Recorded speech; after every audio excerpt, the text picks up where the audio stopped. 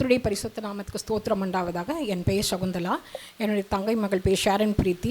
அவள் யூகேக்கு படிக்க போகும் பொழுது எப்படியாவது கொண்டு போய் அன்பரின் பாதத்தில் ஒரு நாள் அட்டன் பண்ணிவிட்டு மகளை எப்படியாவது அனுப்பணும்னு சொல்லி எனக்கு ஒரே வாஞ்சேன். அட்டன் பண்ணதும் மகளுக்கு போய் யூஎஸில் போய் நல்லபடியாக எம்எஸ் முடிக்க கர்த்தர் கிருபை செய்தார். காலையில் பிரதர் மங்களவாத்தில் சொன்னார், சங்கீதம் 132:8 கர்த்தர் தமது வல்லமை விளங்கும் பெட்டியுடன் தமது தாவர ஸ்தலத்திற்குள் வருகிறான்னு சொல்லி கர்த்தர் உங்களுக்கு ஒரு கிஃப்ட் பாக்ஸ் கொடுக்குறாருன்னு பிரதர் ஸ்டீபன் பிரதர் சொன்னாங்க. அதே ஈவினிங் ஃபோன் பண்ணும்போது எங்கள் பாப்பா சொன்னால் அதில் முதல் மார்க்கு நான் தான் அந்த யூனிவர்சிட்டியில்னு சொல்லிட்டு இந்த யூகேயில் முடித்ததும் அவள் பாப்பா எங்கள் பொண்ணு நல்லா முடிச்சிருச்சு. முடிச்ச பிறகு வேலைக்காக எங்கள் பொண்ணு அவங்க சொன்னாங்க, நீ ஸ்டூடெண்ட் விசாவில் இருந்தீங்கன்னா அதிகமாக கட்ட வேண்டியது இருக்குது ஹாஸ்டலுக்கு, நீ வேலை கிடைச்சதும் போ அப்படின்னு சொல்லி அனுப்பிச்சுட்டாங்க. நான் டிசம்பரில் பிரதர்கிட்ட ரொம்ப கண்ணீரோடு ஜெபம் பண்ணேன். பிரதர் சொன்னார், அவளுக்கு புதிய வாசல் திறந்தாச்சுன்னு சொன்னார். எங்கள் பொண்ணுக்கு ஜான்வரி 21 ஒரு நல்ல பேங்க்கில் கர்த்தர் வேலை கொடுத்தார். 2019 என்னோடய மகனை நாங்கள் கனடாவுக்கு படிக்கிறதுக்காக அனுப்பியிருந்தோம். அதுக்கு முன்னாடி பிரதர்கிட்ட ஜெபம் பண்ணிக்கிட்டோம். அப்போ பிரதர் ப்ரேயரில் சொன்னாங்க, நீ அந்த தேசத்தை சுதந்திரித்து கொள்வாய், நீ என்ன கஷ்டம் வந்தாலும் தேவன் உன் கூட இருந்து உனக்கு அந்த காரியத்தை வாய்க்க பண்ணுவாருன்னு. இந்த 5.5 இயர்ஸில் அவனை 2 பேர் அவனை ஏமாற்றிருக்காங்க. ஒருத்தர்கிட்ட பணம் கொடுத்து அவன் ஏமாந்துட்டான். ஒரு கம்பெனியில் அவனுக்கு பிஆர் கொடுக்குறேன்னு சொல்லி வேலை வாங்கி கடைசி நிமிஷத்தில் பிஆர் கொடுக்கல. நான் எப்போவுமே பிரதர்கிட்ட ப்ரேயர் பண்ண சொல்வேன். ஸோ இப்போ அவனுக்கு ஆண்டவரோட கிருபையால் அவன் பிஆர் கார்டு அவன் கையில் கிடச்சிருச்சு. அதுக்கு நான் கர்த்தருக்கு கொடான கொடி ஸ்தோத்திரம் செலுத்துகிறேன்.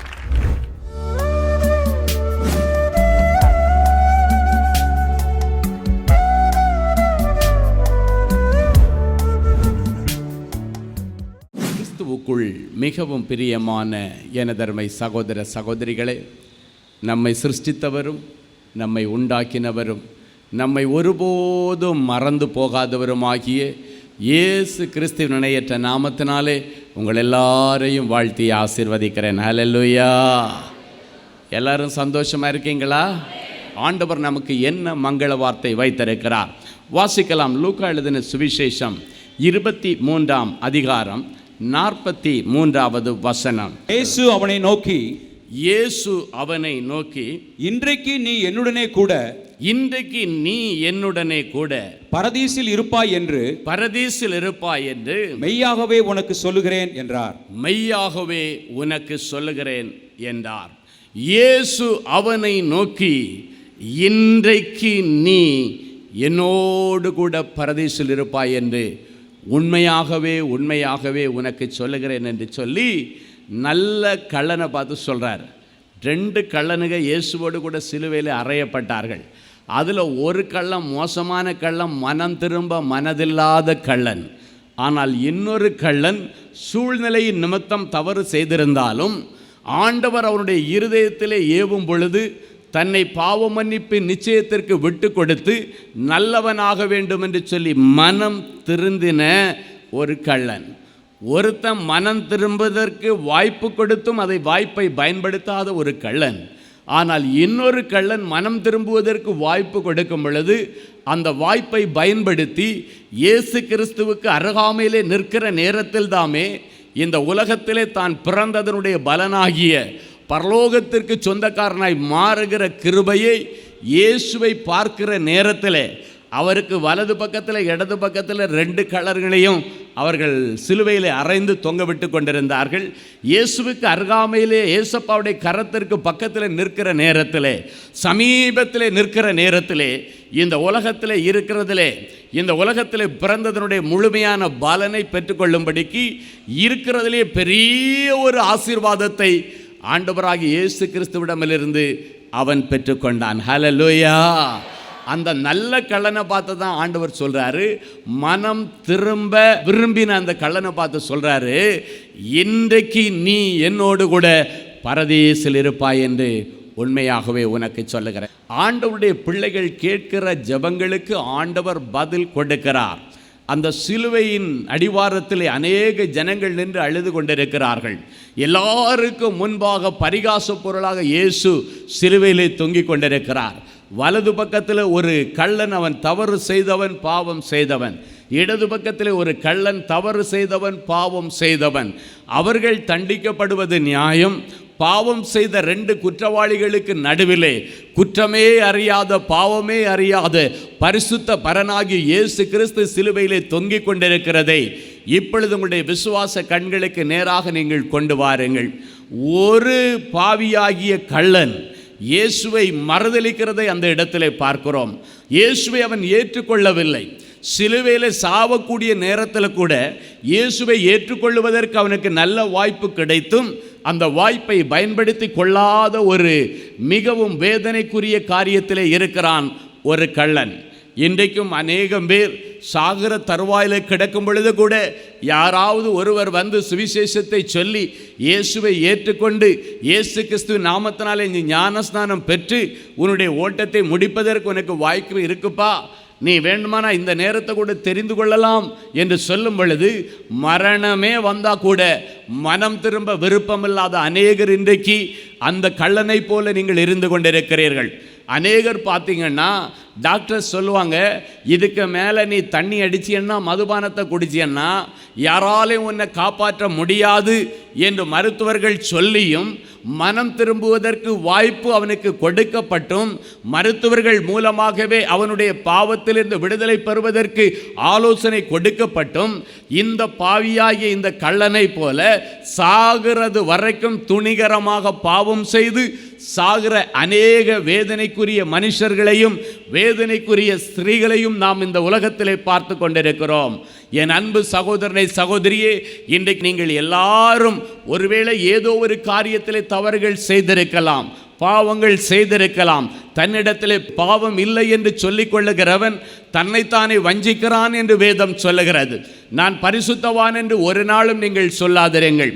பரிசுத்தமுள்ளவன் இன்னும் பரிசுத்தமாகட்டும் என்று ஆண்டவர் சொல்லி இருக்கிறார். நீதி செய்கிறவன் இன்னும் நீதி செய்யட்டும் என்று சொல்லி இருக்கிறார். இதோ நான் சீக்கிரத்திலே வருகிறேன், அவனவன் செய்கைக்கு தக்க பலன் அவனுக்கு அளிக்கப்படும் என்று சொல்லி ஆண்டவர் சொல்லி இருந்தும் இன்னும் துணிகரமாய் பாவத்தை செய்து கொண்டிருக்கிற பிள்ளைகளாம் நாம் இராதபடிக்கு இந்த நல்ல கள்ளன் அந்த தருணத்திலே அவனுக்கு வாய்ப்பு கிடைத்த போது மனம் திரும்புவதற்கு தன்னை ஒப்பு கொடுத்து இயேசு கிறிஸ்து அவன் சிலுவையின் அடிவாரத்தில் ஏற்றுக்கொண்டிருக்கிறான். அவன் சிலுவையிலே தொங்கிக் கொண்டிருக்கும் பொழுது கடைசி நிமிடத்திலே இவர் இயேசு கிறிஸ்து எனக்காக என்னுடைய பாவங்களுக்காக சிலுவையிலே தொங்கிக் கொண்டிருக்கிற பாவமே அறியாத பராபரன் என்பதை அவன் ஏற்றுக்கொண்டபடியினாலே தான் ஆண்டவர் அவனுக்கு இன்றைக்கு நீ என்னோடு கூட பரதேசில் இருப்பாய், நாளைக்கு அல்ல, நாளை மறுநாளும் அல்ல, இன்னைக்கு எப்படியும் உனக்கு கொஞ்சம் நேரத்தில் மரணம் வரப்போகிறது. இந்த மரணம் வந்த அடுத்த நிமிஷத்தில், இந்த உலகத்தில் நீ கண்ண மூடுகிற அடுத்த நிமிஷத்தில் என்னோடு கூட நீ பரலோகத்தில் இருப்பாய் என்று சொல்லி அவனை ஆசீர்வதித்து ஆண்டவர் தன்னுடைய ஜீவனை விடுகிறதை பார்க்கிறோம். அந்த இடத்துல 2 கள்ளன்மார்களும் இருந்தார்கள். வேதாகமத்திலே லூக்கா 23:39 இப்படியாய் சொல்லுகிறது, எடுத்து வாசிப்போமா? அன்றியும் சிலுவையில் அறையப்பட்டிருந்த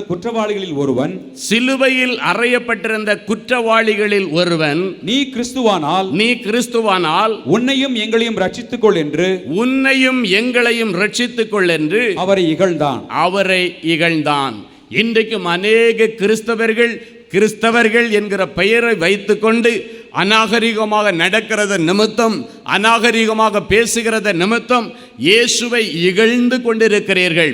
அது மாத்திரமல்ல, அநேக பிள்ளைகள் இன்றைக்கு சர்வசாதாரணமாக ஊழியர்களை குறித்து தரக்குறைவாய் பேசி இயேசுவையே இழிவுபடுத்துகிறார்கள். அன்றைக்கு சவுல் என்கிற மனுஷன் ஆண்டவருடைய பிள்ளைகளை இழிவாய் நடத்தினது நிமித்தம் இயேசு சவுலை பார்த்து அவன் குருடான நிலைமையிலே தரையில் விழும்பொழுது ஆண்டவர் அவனை பார்த்து சொல்லுகிறார், சவுலே சவுலே, ஏன் என்னை துன்பப்படுத்துகிறாய்? என் ஜனங்களை துன்பப்படுத்துவது நீ என்னை துன்பப்படுத்துவதற்கு சமம். இன்றைக்கு அநேக ஜனங்கள் ஆண்டவரை இகழ்ந்த கள்ளனை போல நாமும் ஆண்டவரையும் ஆண்டவருடைய ஸ்தானாதிபதிகளையும் இகழ்ந்து அதன் நிமித்தம் ஆண்டவருடைய நாமத்தை தூஷித்துக் கொண்டிருக்கிறோம். எந்த ஒரு ஊழியக்காரனையும் குறித்து இழிவாகவோ இகழ்ந்தோ இந்த கள்ளன் பேசினது போல உங்கள் பரலோக மேன்மையை ஒரு நாளும் நீங்கள் இழந்து விடாதிருங்கள். அதுக்கு பதிலாக இந்த நல்ல கள்ளன் என்ன தெரியுமா செய்தான்? அந்த இடத்துல அவர்கிட்ட சொல்றான், அவர் தகாதது ஒன்றையும் நடப்பிக்கவில்லை. நீ நானும் தப்பு பண்ணி இந்த இடத்துல நிற்கிறேயா, நீ ஆனால் ஒரு இயேசுநாதரை பற்றி பேசுறியே, உனக்கு அதுக்கு என்ன அருகதை இருக்கு? அவர் பரிசுத்தமே உருவானவர், பாவமே செய்யாத மனுஷனை பற்றி உனக்கு பேசுறதுக்கு என்ன அதிகாரம் இருக்கிறது என்று சொல்லி அடுத்த வசனங்களிலே பார்க்கலாம். லூக்கா 23:40 முதல் 42 வரை உள்ள வசனங்கள் வாசிப்போமா? மற்றவன் அவனை நோக்கி நீ இந்த ஆக்கினைக்கு உட்பட்டவனாய் இருந்தும் தேவனுக்கு பயப்படுகிறதில்லையா? தேவனுக்கு பயப்படுகிறது இல்லையா? நாமோ நியாயப்படி தண்டிக்கப்படுகிறோம். நாம் நடப்பித்தவைகளுக்கு தக்க பலனை அடைகிறோம். இவரோ தகாதது ஒன்றையும் நடப்பிக்கவில்லையே என்று அவனை கடிந்து கொண்டு இயேசுவை நோக்கி ஆண்டவரே நீர் உம்முடைய ராஜ்யத்தில் வரும்பொழுது அடியேனை நினைத்தருளும் என்றான். நீ இந்த ஆக்கினைக்கு உட்பட்டவனாய் இருந்தும் தேவனுக்கு பயப்படுகிறதில்லையான்னு கேட்கிறார். நாமோ நியாய பிரமாணத்தின்படி நியாயமாக பார்த்தா நம்ம தண்டிக்கப்பட வேண்டியவங்க. ஏன்னா நம்ம குற்றவாளிகள், உண்மையிலே தப்பு பண்ணி இந்த நிலைமைக்கு வந்திருக்கிறோம். அதனால் இந்த பலனை நம்ம அடைகிறது நியாயம். ஆனால் இவரோ தகாதது ஒன்றையும் நடப்பிக்கவில்லையே. ஆனால் அந்த குற்றவாளிக்கு இயேசுவே குத்தம் பண்ணிட்டு வந்து நின்ன மாதிரி தான் அவன் பேசுகிறான். அதான் சொல்கிறேன், இந்த குறை கூறுகிற ஆவி அதுதான் செய்யும். இயேசு கிறிஸ்துவே குற்றப்படுத்தி அவன் பேசுகிறான். ஆனால் பக்கத்தில் இருக்கிற கள்ளன் சொல்கிறான், அவரை பற்றி பேச நமக்கு அருகதையே இல்லடான்னு சொல்கிறான். நாங்கள் மாதம் நடத்துகிற அன்பரின் பாதத்தில் ஒரு நாள் கூட்டத்தில் ஒரு ஐயர் எல்லா மாதமும் வந்து அந்த மாதத்தினுடைய வாக்குத்தத்த செய்தியை கொடுப்பதற்கு நாங்கள் அவரை அழைத்திருக்கிறோம். உண்மையில் நான் சொல்கிறேன், அவர் அந்த அங்கியோட அந்த ஸ்டேஜில் யாரை வந்தாருனாலே தேவ பிரசன்னம் இருக்கிறது. ஆரோனை போல அழைக்கப்பட்ட ஆசாரியர்கள் அவர்கள். அன்றைக்கு ஆரோனுடைய அங்கி எப்படி இருக்குன்றது வரைக்கும் ஆண்டவரே டிசைன் பண்ணி இப்படி தான் அங்கி இருக்கணும்னு சொன்னார். ஆரோனுடைய வம்சத்தில் வந்திருக்கிற ஊழியர்களை குறித்து, அவர்களுடைய அங்கிகளை குறித்து, அவருடைய அபிஷேகத்தை குறித்து கொச்சைப்படுத்துகிற காரியங்களுக்கு இன்றைக்கு நீங்கள் முடிவை கொண்டு வாருங்கள். ஒரு நாளும் தகாதது ஒன்றையும் அவர்களை குறித்து பேசக்கூடாது. அவர்களுக்கு ஆண்டவர் கொடுத்திருக்கிற தரிசனத்தை நிறைவேற்றுவதற்காகத்தான் ஆண்டவர் நம்மை வைத்திருக்கிறார்.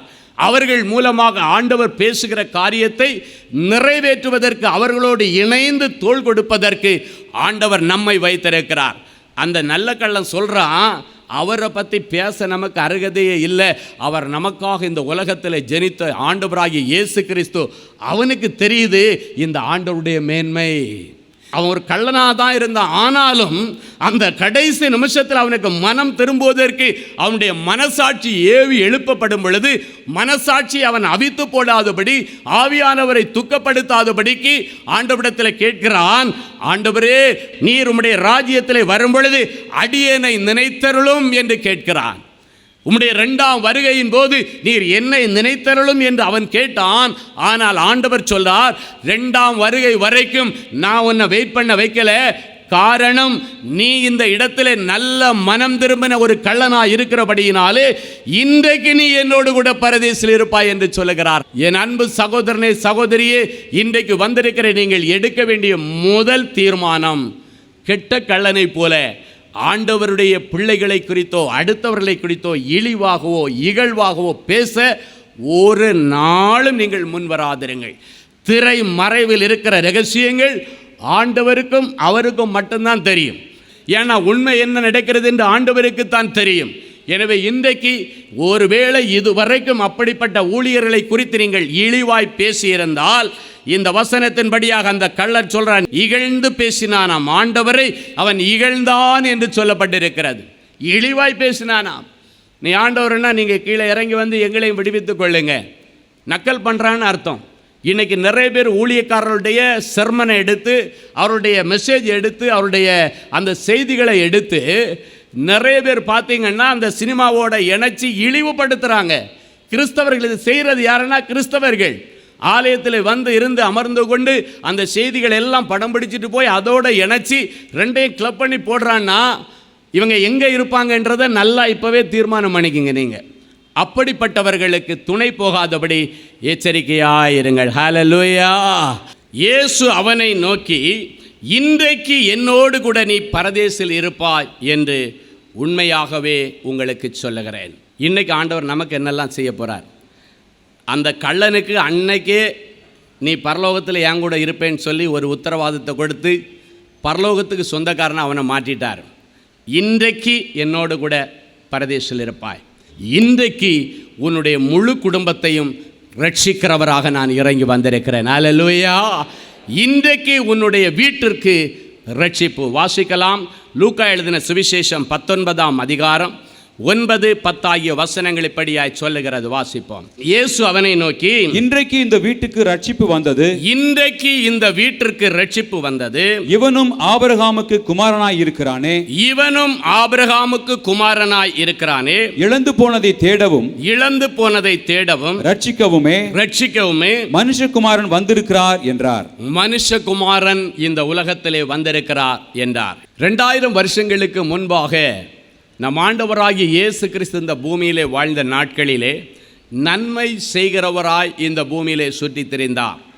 இயேசு கிறிஸ்துவை குறித்து அநேகர் அவர் செய்கிற நன்மையான காரியங்களை குறித்து அங்கங்கே பரப்பி திரிந்தபடியினாலே இயேசு கிறிஸ்துவனுடைய அந்த நல்ல காரியங்கள், நற்செயல்கள், அவருடைய நற்செய்தி, அவருடைய வார்த்தைகள் ஜனங்கள் எல்லாரையும் கவர்ந்து இழுத்தபடியினாலே இந்த செய்தி அந்த ஊர் எங்கும் பரவிட்டு, அப்பொழுது அந்த ஊரிலே சகேயு என்று சொல்லி ஒரு டாக்ஸ் கலெக்டர் ஒருவர் இருந்தார். அவனுடைய பெயர் சகேயு என்று சொல்லப்பட்டிருக்கிறது. அந்த பெரிய அதிகாரி இயேசு கிறிஸ்துவை குறித்து கேள்விப்பட்டான். கேள்விப்பட்ட பொழுது இந்த இயேசு கிறிஸ்து எப்படித்தான் இருப்பார், அவரை பார்க்கணுன்னு ஆசைப்பட்டான். அவ்வளவுதான். இந்த சகேயு நினைச்சது, எல்லாரும் அவரை பற்றி ஆகா ஓகோன்னு சொல்கிறாங்களே, அவர் எப்படி தான் இருப்பார், எதுக்கு அவரை நேரடியாக ஒரு வாட்டி பார்த்துறேன்னு சொல்லி அதற்கு ஒரு வாய்ப்பு தேடிக்கொண்டிருந்தான், ஒரு சான்ஸ் தேடிக்கொண்டிருந்தான். அப்பொழுது இயேசு அவருடைய ஊர் வழியாக, எரிகோ பட்டணம் வழியாக கடந்து போகிற நல்ல செய்தி அவனுக்கு கிடைச்சது. இன்றைக்கி இயேசு கிறிஸ்து இந்த தெரு வழியாக தான் கிராஸ் பண்ணி இன்னொரு ஊருக்கு போகிறாரு. இன்னும் கொஞ்ச நேரத்தில் இந்த தெரு வழியாக, இந்த ஜெரிகோ பட்டணம் வழியாக அவர் நடந்து வருவார் என்பதை கேள்விப்பட்டு அந்த வாய்ப்பை பயன்படுத்தி கொள்வதற்கு அவை ஆசைப்பட்டான். அன்றைக்கு இயேசு எப்படிப்பட்டவராய் இருக்கிறாரோ என்று பார்ப்பதற்கு இந்த சகேயு வாய்ப்பு தேடிக்கொண்டிருந்தது போல நீங்களும் வாய்ப்பு தேடிக்கொண்டிருந்தீர்கள். இன்றைக்கு அந்த வாய்ப்பு உங்களுக்கு கொடுக்கப்பட்டிருக்கிறது. ஆண்டவருடைய பாடு மரணங்களை குறித்த காரியங்களை தியானித்து உங்களுக்கு சிலுவையின் ஆசீர்வாதங்களை கொடுப்பதற்காக வந்திருக்கிறார். அன்றைக்கு அந்த வாய்ப்பை பயன்படுத்தி கொள்ளும்படிக்கு இந்த சகேயு அவர் வருகிற வழியிலே ஒரு பெரிய காட்டு அத்திமரம் ஒன்று இருக்கிறது. அந்த காட்டு அத்திமரத்தின் மேலே ஏறி உட்கார அவன் தீர்மானித்தான். அவன் பெரிய பதவியில் இருக்கிறான். ஆனால் அவனுடைய உருவம் மிகவும் குள்ளமான உருவம், குட்டையான ஒரு உருவம் கொண்டவன். இயேசு கிறிஸ்துவை குறித்து அவன் கேள்விப்படும் பொழுது அவருக்கு பின்னால் ஒரு கூட்ட ஜனங்கள் எப்போதும் கூட்டமாக அவருடைய அற்புதங்களை பெற்றுக்கொள்ளவும், அவருடைய மதுரமான வார்த்தைகளை கேட்கவும், அவருடைய ஆலோசனைகளை கேட்கவும் ஒரு கூட்ட ஜனங்கள் எப்போதும் பின்னால் அலைவார்கள் என்பதை அவன் கேள்விப்பட்டான். அப்படியானால் அந்த கூட்டத்திற்கு நடுமத்தியில் இயேசு போகும் பொழுது அவரை பார்க்க முடியாமல் போய்விடுமோ, அவர் முகம் என் கண்களுக்கு தெரியாமல் போய்விடுமோ, எப்படியாவது இன்றைக்கு அவரை நான் பார்க்க வேண்டும் என்று அவன் விரும்பினபடியினாலே இருக்கிறதுல பெரிய முயற்சி. என்ன முயற்சின்னா, எவ்வளவு ஹைட் உள்ளவங்க இயேசுவை சுற்றி நடந்து போனாலும் இந்த மரத்துக்கு மேலேருந்து நான் இயேசுவை பார்க்க, அவருடைய முகத்தை பார்க்க, அவரை நேரடியாய் முழுமையாய் பார்க்க எனக்கு ஒரு வாய்ப்பு கிடைக்குமே என்று சொல்லி எந்த சூழ்நிலையிலும் அன்றைக்கு அந்த வாய்ப்பை மிஸ் பண்ணிடக்கூடாது என்பதற்காக அவர் வருவதற்கு முன்பாக அந்த காட்டு அத்திமரத்தில் ஏறி உட்கார்ந்து அந்த வழியையே பார்த்து கொண்டிருக்கிறான். இயேசு எப்பொழுது வருவார் என்பதை துல்லியமாக கவனமாய் கவனித்துக் கொண்டிருக்கிறான். அப்பொழுது இயேசு அந்த வழியாக கடந்து வருகிறார். அப்பொழுது இயேசு கிறிஸ்து தன்னை பார்க்க ஒருவன் ஆசைப்பட்டு காட்டத்தி மரத்திலே உட்கார்ந்திருக்கிறது. அவருடைய ஆவியிலே அவர் ஏவப்பட்டபடியினாலே, ஆவியிலே உணர்ந்தபடியினாலே அவர் தெய்வம், அவருக்கு எல்லாம் தெரியும். என்ன பார்க்க இப்படி ஒரு மனிதன் மேலே உட்கார்ந்திருக்கிறார் என்பதை அவர் இருதயத்திலே அறிந்து அந்த மரத்துக்கு பக்கத்தில் வந்து, சகைவே நீ சீக்கிரம் இறங்கி வா என்று பெயர் சொல்லி அழைக்கிறார். நேம் காலிங் மினிஸ்ட்ரியை ஃபர்ஸ்ட் ஆரம்பித்து வைத்தது இயேசு கிறிஸ்து. இயேசு கிறிஸ்து தான் நேம் காலிங்கை ஆரம்பித்தவர். சகைவே என்று ஃபர்ஸ்ட் நேம் காலிங் கொடுத்து அவனை கீழே வர பண்ணினவர் ஆண்டவர். கீழே இறங்கி வரும் பொழுது அவன் ஆச்சரியப்படுகிறான். இயேசுவை குறித்து நான் அறிந்து கொள்வதற்கு வாய்ப்பு இருக்கிறது. ஏன் அவர் எல்லாருக்கும் நன்மை செய்து தெரிகிறார். அவரை குறித்து அறியாதவர்கள் யாரும் இருக்க முடியாது. நானோ ஒரு மூலையிலே உட்கார்ந்து நான் உண்டு என் வேலை உண்டுன்னு வேலை செய்து கொண்டிருக்கிறேன். என்னுடைய பெயர் எப்படி இவருக்கு தெரியும்? நான் இந்த மேலே ஏறி உட்கார்ந்திருக்கிறது என் வீட்டாருக்கே தெரியாது, என் உடன் வேலை செய்கிறவர்களுக்கு தெரியாது. நான் ரகசியமாக ஆண்டவரை பார்த்துவிட்டு ரகசியமாய் போக வேண்டும் என்று வந்தேன். அப்படி இருக்கும் பொழுது யாருக்கும் தெரியாத என்னுடைய பெயர், இப்படி நான் மேலே உட்கார்ந்திருக்கிற சங்கதி இவருக்கு தெரிந்ததே. ஆனால் இவர் உண்மையான ஆண்டவர் என்பதை அவன் விசுவாசித்தான். ஹல்லேலூயா. கீழே இறங்கி வா என்று சொன்ன உடனடியாக அவன் கீழே இறங்கி வந்தான். அவன் ஆண்டவராகிய இயேசு கிறிஸ்துவை பார்க்க தான் ஆசைப்பட்டான். ஆனால் ஆண்டவர் சொல்லுகிறார், இன்னைக்கு நான் உன் வீட்டில் தங்க வேண்டும் என்று ஆசைப்பட்டார். ஹல்லேலூயா. இன்றைக்கு நான் உன் வீட்டிலே தங்க போறேன், நீ வா என்று சொல்லி கூப்பிடுகிறார். அவனுக்கு ஒரே அதிர்ச்சி. எல்லாரும் இவன் பாவியார மனுஷனுடைய வீட்டிலே ஆண்டவர் தங்க போனார் நினைக்கிறாங்க. ஆனால் இயேசு சொல்லுகிறார், லூக்கா 19:5 இயேசு அந்த இடத்தில் வந்தபோது அண்ணாந்து பார்த்து அவனை கண்டு, சகைவே நீ சீக்கிரமாக இறங்கி வா, இன்றைக்கு நான் உன் வீட்டிலே தங்க வேண்டும். இன்றைக்கு ஆண்டவரை பார்க்க வந்திருக்கிற தேவ பிள்ளைகளே, உங்களை பார்த்த ஆண்டவர் சொல்லுகிறார், இன்றைக்கு நான் உன் வீட்டிலே தங்க வேண்டும். இன்றைக்கு நான் உன்னுடைய தொழில் கூடத்திலே தங்க வேண்டும். இன்றைக்கு உன்னுடைய ஊழிய ஸ்தாபனத்திலே நான் உன்னோடு தங்கி இருக்க வேண்டும். உன் இருதயத்தில் இன்றைக்கு நான் தங்க வேண்டும். அன்றைக்கு நல்ல கள்ளனுக்கு இன்றைக்கு பரதீசில் இருப்பாய், பரலோகத்தில் இருப்பாய் என்று சொன்னார். அதை நிறைவேற்றினார். இன்றைக்கு உங்களை பார்த்து சொல்றாரு, இன்றைக்கு உங்களுக்கு என்ன சொல்றேன்னா, இன்றைக்கு உங்க வீட்டில் நான் தங்க வேண்டும். உங்க கூட இன்னைக்கு நான் வர்றதுக்கு ஆசைப்படுறேன். இயேசுநாதர் சொல்றார், நீங்கள் இயேசுநாதரை பார்க்க, அவருடைய வார்த்தைகளை கேட்க, அவருடைய திருமுகத்தை பார்க்க எல்லாரும் ஆவலாக இருக்கிறீங்க. ஆனால் இயேசுநாதர் உங்களை மதித்து நீங்கள் அவரை பார்க்க தான் வந்தீங்க. ஆனால் ஆண்டவரோ உங்களோடு கூட உங்கள் வீட்டில் வந்து இன்றைக்கு தங்க வேண்டும் என்று விரும்புகிறார். ஹல்லேலூயா. என் அன்பு தேவனுடைய பிள்ளைகளே, நல்ல தேவ செய்தியை கேட்டீர்கள். அருமையான சாட்சிகளையும் பார்த்தீர்கள். எல்லாருடைய இருதயத்தில் ஒரு கேள்வி, எனக்கு என்னைக்கு பிரதர் இப்படி ஒரு அற்புதம் நடக்கும்? ஏன் அது ஆண்டவர் இன்னைக்கு செய்யலாம் இல்லை? விசுவாசத்தோடு அப்படியே முழங்கால்களை தாழ்த்துங்கள். கண்களை மூடி நாம் தேவ சமூகத்தை நோக்கி பார்ப்போம். அன்பான ஆண்டவரே, உமக்கு நன்றி. நீர் நல்லவர், பெரியவர், பெரிய காரியங்களை செய்கிறோம். ஒரு சின்ன காரியம் கூட என்னுடைய வாழ்க்கையில் நடக்கலேன்னு அழுது கொண்டிருக்கிற பிள்ளைகளுக்கு பெரிய காரியங்களை செய்ய ஆண்டவர் இன்றைக்கு இந்த நிமிஷத்தில் என் பிள்ளைகளுடைய இருதயமாகிய சிங்காசனத்திலே எழுந்தருளுவீராக. என் பிள்ளைகள் இன்றைக்கு உம்மை சுமந்து கொண்டு முழந்தாள் படியிட்டு ஜெபித்து எழும்பும் பொழுது பிள்ளைகளுக்கான நல்ல காரியங்களுக்கான தேவதூதர்கள் வருவார்களாக, பணிவிடை நாவிகள் வருவார்களாக, எலியேசர்கள் வருவார்களாக, கேப்ரியல் தூதியன் வருவானாக. நற்செய்திகள் வரட்டும். இன்றைக்கு இந்த ஜெபம் முடித்து அவர்கள் எழும்பி கண்களை ஏறெடுத்து பார்க்கும் பொழுது, அவங்க மெயிலை ஓப்பன் பண்ணி பார்க்கும் பொழுது, மொபைலை ஓப்பன் பண்ணி பார்க்கும் பொழுது, நீண்ட நாட்கள் இவர்கள் எதிர்பார்த்து கொண்டிருந்த நற்செய்திகளின் பிள்ளைகளுக்கு வரட்டும் சாமி. நீங்கள் எதிர்பார்த்து கொண்டிருக்கிற நல்ல காரியங்களை உங்களுக்கு கொடுக்க உங்கள் மேல் நினைவாய் வந்திருக்கிறேன். அவைகள் தீமைக்கு ஏதுவாய் அல்ல, நன்மைக்கு ஏதுவாகவே நடக்கும். நன்மைக்கு ஏதுவான நற்செய்திகளும் வரும் என்று கர்த்தர் சொல்லி பிள்ளைகளை ஆசீர்வதிக்கிறதற்கு ஸ்தோத்திரம். எனக்கு எப்பொழுது மாறுதல் உண்டாகும் என்று யோபு காத்து கொண்டிருந்தது போல உபத்திரவத்தின் முடிவு நாளுக்காக காத்து கொண்டிருக்கிற என் பிள்ளைகளுக்கு இனியும் கால தாமதம் இல்லாமல் என் பிள்ளைகளுடைய உபத்திரவங்களுக்கு முடிவை கொண்டு வாரும். உபத்திரவத்தின் முடிவு வரும் பொழுது யோபுவுக்கு இரட்டிப்பான நன்மையை கொடுத்த ஆண்டவர் என் பிள்ளைகளுக்கும் இரட்டிப்பான நன்மைகளை கொடுத்து இவர்களை கனம் பண்ணுவீராக. இவர்கள் தரித்திரம் மறைவதாக, கடன் பிரச்சனைகள் மறைவதாக, நிந்தைகள் மறைவதாக, அவமானங்கள் மறைவதாக, கோர்ட்டு கேஸுக்கு இன்றைக்கு ஒரு முடிவு வருவதாக. நீண்ட நாட்களாய் இருதயத்தில் ஏங்கி கொண்டிருக்கிற என் பிள்ளைகளுடைய உணர்வுகளையும் அவருடைய மன விருப்பங்களையும் நீர் அறிந்திருக்கிறீர். வேதம் சொல்லுகிற இந்த வார்த்தையின்படி பிள்ளைகளை ஆசீர்வதிக்கிறேன். கர்த்தருக்குள் மன மகிழ்ச்சி ஆயிரு, அவரின் இருதயத்தின் வேண்டுதல்களை எல்லாம் உனக்கு அருள் செய்வார் என்ற வார்த்தையின்படி இருதயத்தின் வேண்டுதல்களை எல்லாம் என் பிள்ளைகளுக்கு நிறைவேற்றித்தார்.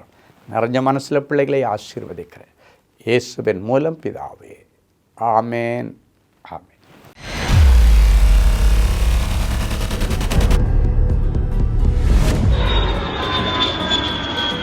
தேவனின் அன்பு ஊழியங்கள் நடத்தும் இஸ்ரேல் தேச புனித பயணம். அன்பானவர்களே, ஆண்டவராகிய இயேசு கிறிஸ்து பிறந்து வளர்ந்து ஊழியம் செய்து மரித்து அடக்கம் பண்ணப்பட்டு உயிரோடு எழுந்த புனித ஸ்தலங்களை கண்டு மகிழ இதோ ஓர் அரிய வாய்ப்பு. உங்கள் வாழ்நாள் கனவை நனவாக்க நமது அன்பு சகோதரர் சுவிசேஷகர் டி. ஸ்டீபன் அவர்களுடன் 11 நாட்கள்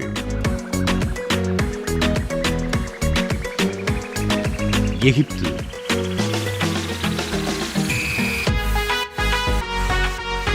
யோர்தான், பாலஸ்தீனம், இஸ்ரேல் தேசங்களுக்கான புனித பயணம். 2025 ஆண்டிற்கான இந்த புனித பயணமானது வருகிற மே மாதம் 19ஆம் தேதி முதல் 29ஆம் தேதி முடிய 11 நாட்கள் நடைபெறுகிறது. இது ஒரு சாதாரண சுற்றுலா அனுபவம் அல்ல. இயேசு கிறிஸ்துவின் பாதங்கள் பதிந்த இடங்களில் உங்களுடைய பாதங்களும் பதியும்படிக்கு அவருடைய கரங்களை பிடித்து நடக்கிற ஓர் உன்னத அனுபவம்.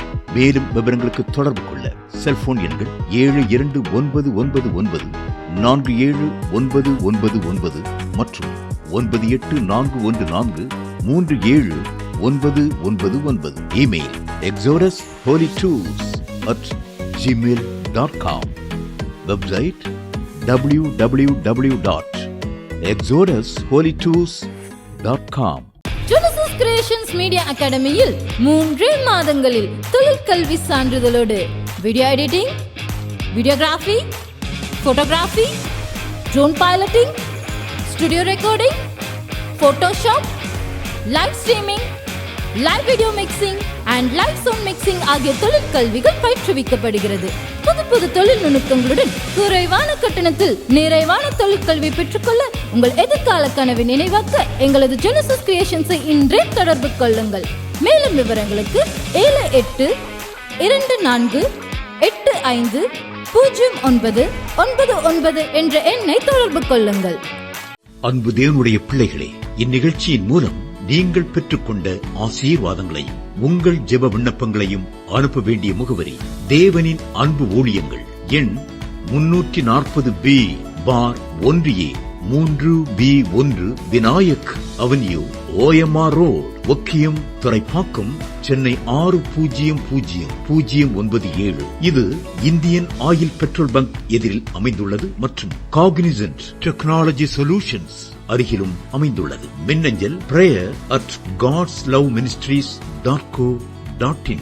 எங்களது இணையதளம் www.godsloveministries.co.in. மேலும் 24 மணி நேர ஜெப உதவிக்கு 04454479999 மற்றும் 9941950999 என்ற எண்களுக்கு தொடர்பு கொள்ளுங்கள். கர்த்தர் தாமே உங்களை ஆசீர்வதிப்பாராக.